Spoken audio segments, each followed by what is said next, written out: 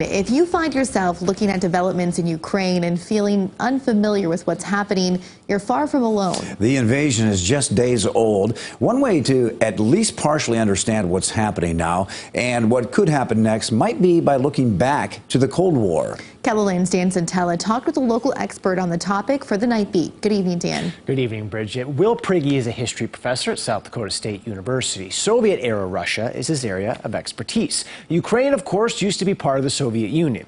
Prigge told me today that he believes Russian President Vladimir Putin to be a product of the Cold War.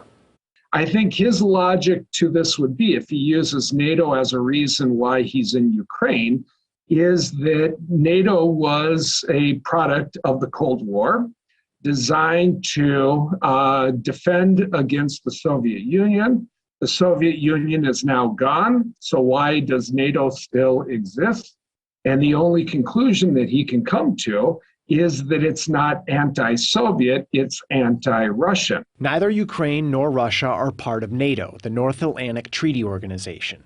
Collective defense is central to NATO's origins. If an ally is attacked, this is seen as an attack on all of them.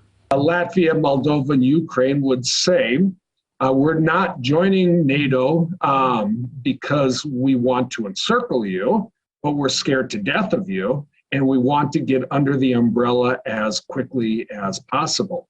Latvia managed to get to base. Moldova and Ukraine did not. Is a Russian desire to have Ukrainian leadership in place, which is more sympathetic to Russian interests, at least part of the reason for the Russian invasion of Ukraine? Yeah, I mean, I would say that is probably most of the reason.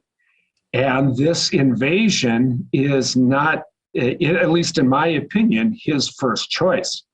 I think he's much more comfortable to handle this quietly through machinations behind the scenes. As far as what's next, well, that's a good question. I mean, if we didn't know what would happen these last 5